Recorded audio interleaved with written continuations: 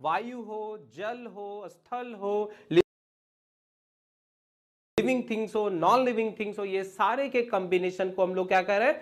पर्यावरण कह रहे हैं। ठीक है, मतलब everything that is around us is known as environment. मतलब आपके आसपास जो भी चीज मौजूद है वो सारी चीज के कॉम्बिनेशन को हम लोग क्या कह रहे हैं? एनवायरमेंट कह रहे हैं। तो क्या बोलेंगे?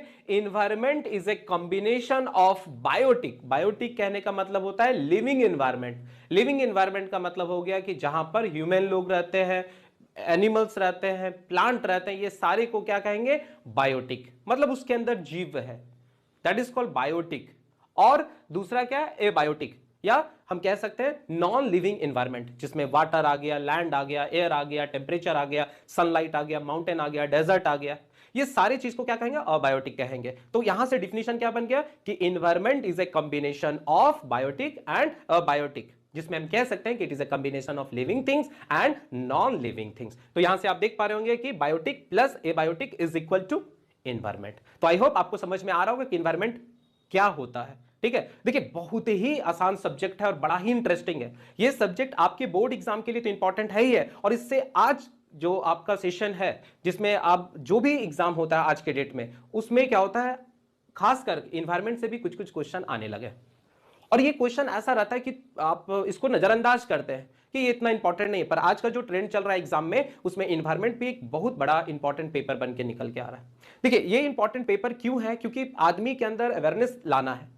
हर आदमी क्या कर रहा है? अपने इन्वायरमेंट के साथ छेड़छाड़ कर रहा है, चाहे हम हो, आप हो, या कोई भी आदमी हो, वो कुछ ना कुछ इन्वायरमेंट में जो है अपना इंपैक्ट डाल रहा है, गलत प्रभाव डाल रहा है, जिसके कारण इन्वायरमेंट आपका खराब हो रहा है। तो हमको क्या करना है? सारे आदमी को जागरूक करना है। तो उसके लिए क्या होगा? इस पेपर को इंटरेस्टिंग बनाना है। साथ ही साथ इस पेपर को अगर हम लोग इंपॉर्टेंस देंगे तो फिर आप लोग इसके लिए पढ़ाई करोगे। जब पढ़ाई करोगे तो बहुत सारा चीज जो है इन्वायरमेंट से रिलेटेड आप इसको समझेंगे। इसलिए बड़ा ही इंपॉर्टेंट पेपर है, बहुत अच्छे से इसको समझेंगे। ठीक है, तो आपको सारा डिफिनेशन यहां से दिख रहा होगा कि everything that is around us is known as environment, और environment is a combination of living things and non living things. ठीक है, चलिए अब हम लोग क्या करेंगे? एक डिफिनेशन और चेक करते हैं, देखते हैं। कहता है कि environment is the place, people, things and nature that surrounded any living organism. इसका मतलब है कि कोई भी जीव जंतु के लिए या कोई भी जीव के लिए उसके आसपास जो भी चीज मौजूद है, चाहे वह जगह हो या आपका जीव जंतु हो या कोई थिंग्स हो, ठीक है, या नेचर के द्वारा जो भी चीज दिया गया है वो मौजूद हो, जिससे कि कोई आदमी या कोई जीव जंतु सरवाइव कर सकता है, जीवित रह सकता है, उसको हम लोग क्या कह रहे हैं? इन्वायरमेंट कह रहे हैं। कह रहा है it is our basic life support system.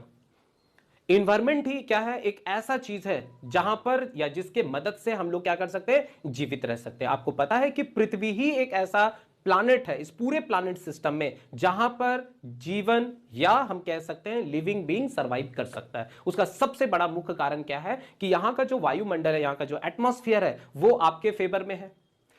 यही एक ऐसा प्लानेट है जिसमें पानी भी मौजूद है। यही एक ऐसा प्लानेट है जिसका ग्रेविटी आपको लैंड पर रहने के लिए भी मदद करता है।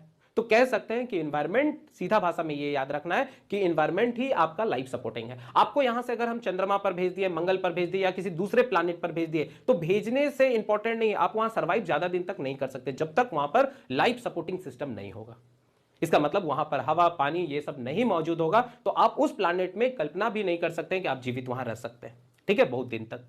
तो फाइनली ये क्या हो गया कि जो एनवायरमेंट है वो हमको देता क्या है? तो it provide the air we breathe, हम लोग को ये हवा देता है। द वाटर वी ड्रिंक, हम लोग को पानी भी देता है, जिससे हम लोग पानी पीते हैं यहां पर, क्योंकि और दूसरे प्लानेट में तो ये पॉसिबिलिटी नहीं है। ठीक है, द फूड वी ईट, हम लोग खाना भी आराम से इस एनवायरमेंट में बना सकते हैं, लैंड पर बना सकते हैं। ठीक है, और the land where we live, और जहां पर हम लोग क्या करते हैं? जीवित रहते हैं। तो फाइनली क्या हो गया कि it is a combination of natural and human made phenomenon.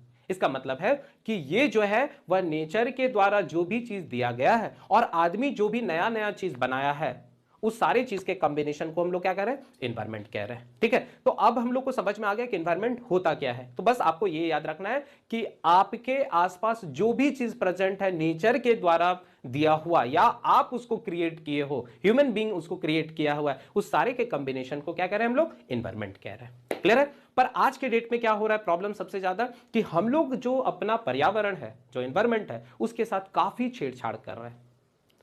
हम लोग क्या कर रहे हैं, अपने एनवायरनमेंट को खराब करते जा रहे हैं। खराब कैसे करते जा रहे हैं कि हम लोग का जो नीड है आज के डेट में वो बढ़ते जा रहा है, और उस बढ़ने के क्रम में क्या कर रहे हैं, हम लोग एनवायरनमेंट में पॉल्यूशन करते जा रहे हैं। चाहे वह जिस टाइप का भी लिविंग बींग्स हो, उसको वहां सरवाइव करने के लिए वो फेवरेबल कंडीशन नहीं दे पा रहे। हम लोग हवा के क्वालिटी को खराब कर रहे हैं, वाटर के क्वालिटी को खराब कर रहे हैं, लैंड का जो फर्टिलिटी है उसको खराब कर रहे हैं। तो इसके लिए क्या क्या भारत सरकार भी सोचा कि इस तरह तो एनवायरनमेंट खराब होता है, और ऐसा नहीं कि एनवायरनमेंट सिर्फ अपने देश का खराब हो रहा है, हमारे पॉल्यूशन करने के कारण दूसरे देश में भी इसका प्रभाव पड़ता है। तो फाइनली क्या क्या भारत सरकार भी जो है एनवायरनमेंट से रिलेटेड एक कानून, एक नियम, लॉ लेके आ गए थे, जिसको हम लोग कहते हैं एनवायरमेंटल प्रोटेक्शन एक्ट। ठीक है, और ये जो है 1986 में आया था। ये ऑब्जेक्टिव का बहुत ही इंपॉर्टेंट क्वेश्चन, इसको बहुत इंपॉर्टेंट में डाल देंगे कि एनवायरमेंटल पॉल्यूशन एक्ट कब आया था, तो 1986 में आया था। ठीक है, जहां पर क्या किया, इसके लिए एक अलग मंत्रालय भी बनाया गया है। ठीक है, जहां पर एनवायरमेंट से रिलेटेड सारा काम देखा जाता है। अच्छा, ये जो एक्ट है 1986 में जो एनवायरमेंटल पॉल्यूशन एक्ट आया, इसका मेन ऑब्जेक्टिव क्या है, the main objective of this act to provide protection and improvement of the environment. इसका मतलब है कि हमको अपने प्रकृति को बचाना भी है। ठीक है, और हम क्या क्या उपाय कर सकते हैं इसकी क्वालिटी को सुधारने के लिए। अब जैसे मान लीजिए कोई कल कारखाना है, तो वो जो गैसियस पार्टिकल एटमॉस्फेयर में छोड़ेगा उसका क्या स्टैंडर्ड होना चाहिए, वो कितना छोड़ सकता है। अगर कोई केमिकल फैक्ट्रीज है, वो अगर कचरा जो है वाटर रिसोर्सेज में छोड़ रहा है, तो उसके लिए क्या क्राइटेरिया है। तो ये एनवायरमेंटल एक्ट में हर तरह का जो एनवायरमेंट से रिलेटेड हो, जिससे हम लोग अपने एनवायरमेंट को ज्यादा नुकसान नहीं पहुंचा सके, इसके लिए बड़ा ही सख्त नियम और कानून बनाया गया है, जो एनवायरमेंटल प्रोटेक्शन एक्ट के अंदर आ जाता है, जिसको हम लोग बाद में डिटेल में पढ़ेंगे। ठीक है, तो आई थिंक आपको इतना बात समझ में आ रहा होगा। ठीक है, चलिए अब हम लोग क्या करेंगे, कंपोनेंट ऑफ एनवायरमेंट के बारे में पढ़ेंगे कि एनवायरमेंट में कौन कौन सा मेजर कंपोनेंट है। तो देखिए, एनवायरमेंट में जो है वह मेजर कंपोनेंट आ जाता है पहला, एटमॉस्फेयर। एटमॉस्फेयर कहने का मतलब होता है कि जहां पर वेरियस, मतलब अर्थ के सराउंडिंग जो भी गैसियस पार्टिकल प्रेजेंट है, वो सारा का सारा जो है एटमॉस्फेयर आ जाएगा, जिसमें एयर प्रेजेंट है, वाटर वेपर प्रेजेंट है, या गैसियस पार्टिकल मौजूद है। आपको पता है कि एयर में, एयर क्या है, वह नाइट्रोजन, ऑक्सीजन, कार्बन डाइऑक्साइड और वेरियस गैसेस का जो है कॉम्बिनेशन है, जिसमें आपको याद रखना है कि 78% बाय वॉल्यूम जो है नाइट्रोजन प्रेजेंट है एयर में, 78% बाय वॉल्यूम, और 75.46% जो है बाय वेट नाइट्रोजन प्रेजेंट है एयर में। एकदम परसेंटेज याद रखेंगे, ऑब्जेक्टिव का बड़ा ही इंपॉर्टेंट क्वेश्चन यहां से बनता है। ठीक है, अगर ऑक्सीजन के बारे में बात करें तो 20.99, जिसको हम लोग 21% बाय वॉल्यूम ऑक्सीजन एयर में प्रेजेंट है। नहीं तो हम कह सकते हैं कि 23.19% जो है, जिसको 24 हम लोग मान सकते हैं, या 23.19% जो है बाय वेट ऑक्सीजन प्रेजेंट है कहां पर, एयर में। उसी तरह कार्बन डाइऑक्साइड जो है 0.03% by volume carbon dioxide present है एयर में, जो नेचर ऑलरेडी पहले से ही दिया रहता है। ठीक है, और लगभग 0.05% बाय वेट जो है कार्बन डाइऑक्साइड प्रेजेंट है इस एयर में। पर हम लोग क्या करें, देखो नेचर जानबूझ के कार्बन डाइऑक्साइड का दिया है। ठीक है, क्योंकि जो प्लांट है वो अपना खाना कार्बन डाइऑक्साइड और फोटोसिंथेसिस के मदद से बना सकता है। पर हम लोग क्या कर रहे हैं, कार्बन डाइऑक्साइड का जो मात्रा है, जो एटमॉस्फेयर, जो नेचर हमको दिया है, उससे कहीं गुना बढ़ा रहा है, जिससे कि एयर के क्वालिटी को खराब कर रहा है, ग्रीन हाउस इफेक्ट कर रहा है। उसके कारण क्या हो रहा है, ओजोन का डिप्लीशिएशन हो रहा है, जिससे कि अल्ट्रावायलेट रे जो है वह अर्थ सरफेस पर इजीली आ पा रहा है। तो बहुत सारा प्रॉब्लम जो हो रहा है वह कार्बन डाइऑक्साइड के कारण भी हो रहा है। ठीक है, तो एटमॉस्फेयर आपको समझ में आ गया कि अर्थ के आसपास जो भी गैस का भंडार बना हुआ है वो सारा क्या हो गया, एटमॉस्फेयर हो गया। दूसरा हो गया हाइड्रोस्फीयर। तो हाइड्रोस्फीयर क्या है, तो देखिए हम क्या बता रहे हैं, एनवायरमेंट जो है वो एटमॉस्फेयर, हाइड्रोस्फीयर, लिथोस्फीयर और फाइनली बायोस्फीयर का कॉम्बिनेशन है। तो एटमॉस्फेयर तो आपको समझ में आ चुका होगा। अब क्या कर रहा है, हाइड्रोस्फीयर, नाम से पता चल रहा है, हाइड्रो मतलब पानी। तो हाइड्रोस्फीयर क्या है, तो ये वाटर का रिसोर्सेस है। ठीक है, जितना भी वाटर का रिसोर्सेस, चाहे वह ओशियन हो, महासागर हो, ठीक है, सी हो, समुद्र हो, या आप कह सकते हैं रिवर हो, लेक हो, या पॉन्ड हो, ठीक है, या ग्राउंड वाटर हो, ये सारे सोर्सेस को हम लोग क्या कहते हैं, हाइड्रोस्फीयर कहते हैं। तो एनवायरमेंट एटमॉस्फेयर का कॉम्बिनेशन है, हाइड्रोस्फीयर का कॉम्बिनेशन, और लिथोस्फीयर। लिथोस्फीयर का मतलब होता है जहां पर लैंड हो, रॉक हो, माउंटेन हो, मिनरल्स पार्टिकल प्रेजेंट हो, प्लेन हो, ये सारे के कॉम्बिनेशन को क्या कहते हैं, लिथोस्फीयर कहते हैं। और फाइनली क्या गया, बायोस्फीयर। तो बायोस्फीयर क्या हो गया, इस कॉम्बिनेशन है, जहां पर हम कह सकते हैं biosphere is that part of the earth where life can exist. कह रहा है कि अर्थ में सारे जगह आप जीवित नहीं रह सकते। अगर ग्लेशियर में आप चले जाएंगे, जहां बर्फ है, तो वहां लाइफ नहीं रह पा रहा है। जहां पर हम कह सकते हैं biosphere is that part of the earth where life can exist. कह रहा है कि अर्थ में सारे जगह आप जीवित नहीं रह सकते। अगर ग्लेशियर में आप चले जाएंगे जहां बर्फ है तो वहां लाइफ नहीं रह पा रहा है।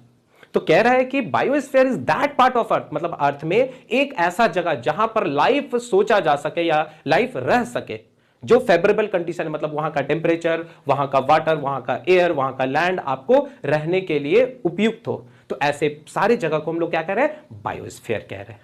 क्लियर हो रहा है? आपको पहले बताया था कि हाइड्रोस्फीयर में क्या है, लगभग 70% जो है हमारा पृथ्वी जो है वह पानी से घिरा हुआ है और लगभग 30% जो है लैंड है, उसमें से कुछ परसेंटेज जो है वो बायोस्फीयर के अंदर आ जाता है। तो क्या हो गया, biosphere is that part of the earth where life can exist. ठीक है, it is a combination of atmosphere, ठीक है, हाइड्रोस्फीयर एंड लिथोस्फीयर। तो आई होप आपको पूरा इन्वायरमेंट अच्छे से समझ में आ गया होगा, इसका डिफिनीशन और इसका कंपोनेंट। तो आज के लिए बस हम लोग इतना ही रहने देते हैं। नेक्स्ट लेक्चर में यूनिट 1 में हम लोग नए टॉपिक के साथ मिलेंगे।